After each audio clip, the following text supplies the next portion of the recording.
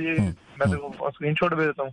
तो उसको मैंने स्क्रीनशॉट भेजे तो कह रहा मेरे को भेज, अभी मेरे को यकीन नहीं मानता। उसने फिर वहां से उसकी वीडियो कॉल स्काइप से मेरी मां दिखाई, कह रहा ये देख ले भाई माँ घूम रही है।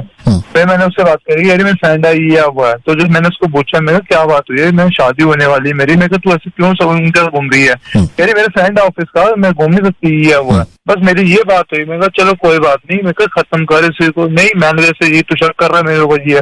उसने फिर उसी वक्त ही ऑफिस के उसी लड़के ने 13-14 लड़के बुला के मतलब आई जस्ट मीटिंग मेरे को मारना चालू कर दिया उस लड़के ने।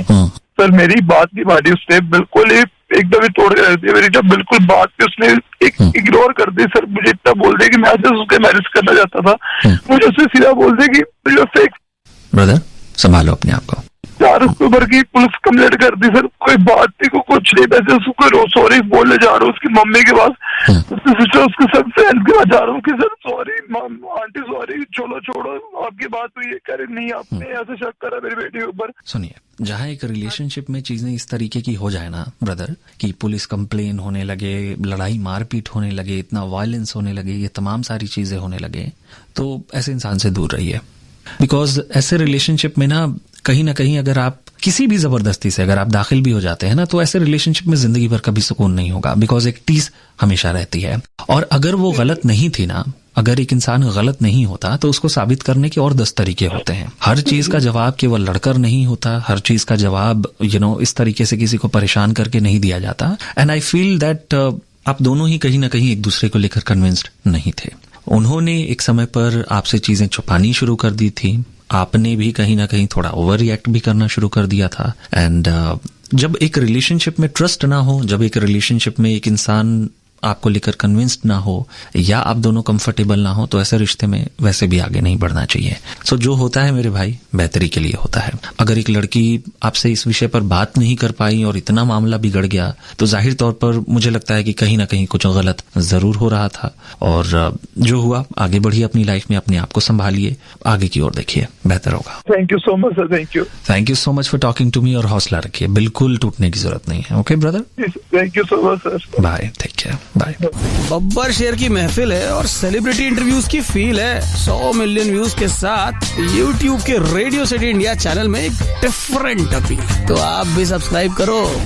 लव गुरु को सुन रहे हैं आप रेडियो सिटी पर। आज है वैलेंटाइंस डे और चल रहा है वैलेंटाइन स्पेशल आपके लव गुरु के साथ। कोई सवाल है अगर आपके भी दिल में, तो शेयर करिए उसे मेरे साथ। सीधी बातचीत करना चाहते हैं तो अपना नंबर मुझे भेजें। टाइप करें LUV, एक स्पेस देकर अपना मैसेज, नाम लिखकर भेजना है आपको 57272 पर। फिलहाल वक्त है इस बातचीत को सुनने का। हेलो लव गुरु, हम एक लड़के से बहुत प्यार करते थे। हम लोग लगभग 1.5 साल से साथ थे, बट हम लोग कॉल पे या फिर FB पे चैटिंग करते थे।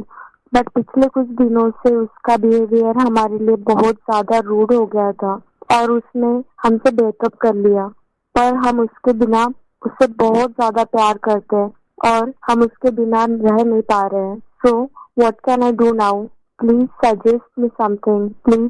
आपकी बातों से मुझे ऐसा लग रहा है जैसे आप दोनों एक लॉन्ग डिस्टेंस रिलेशनशिप में थे। और देखिए, प्रैक्टिकली या फिर अगर स्टैटिस्टिकली देखें तो लॉन्ग डिस्टेंस रिलेशनशिप 2-4-6 महीने से ज्यादा नहीं टिक पाते। और ये जो रिश्ते होते हैं या इस तरीके का जो रिलेशनशिप होता है, इसमें बहुत मजबूत दिल, बहुत ही एक स्ट्रांग विल पावर और डिटर्मिनेशन चाहिए। अदरवाइज ये रिश्ते ज्यादा लंबे नहीं चल पाते। यही इस जगह पर मैंने 2-2, 4-4 साल के लॉन्ग डिस्टेंस रिलेशनशिप्स भी देखे हैं, वो भी एक्सेप्शंस हैं। बहरहाल, अगर मैं आपके सवाल की बात करूं तो मुझे लगता है कि लॉन्ग डिस्टेंस रिलेशनशिप में ना कुछ नीड्स हमारी फुलफिल नहीं हो पाती, जैसे कि एक इंसान से मिलना, एक इंसान को सामने देखना। और हो सकता है कि आपके लिए बहुत ज्यादा मायने ना रखता हो, बट प्रैक्टिकली भी ये कहीं ना कहीं मायने रखता है। और हो सकता है कि उस इंसान के लिए भी कहीं ना कहीं ये मायने रखता हो। और इसलिए जब एक नया रिश्ता शुरू होता है, वो बड़ी मीठी सी फीलिंग होती है, वो प्यार वाली, वो रोमांटिक बातें होती हैं, एक इंसान को मिस करना होता है, दिन का चैन, रातों की नींद कहीं गायब सी हो जाती है। बट देन जब एक इंसान आपको महसूस करना चाहता है, एक इंसान जब आपको अपनी आंखों के सामने देखना चाहता है या जब आपसे मिलना चाहता है, तब आप उसके सामने नहीं होते। और एक इंसान को एक रिलेशनशिप में भी रहकर ये लगता है जैसे कि वो बिल्कुल अकेला है।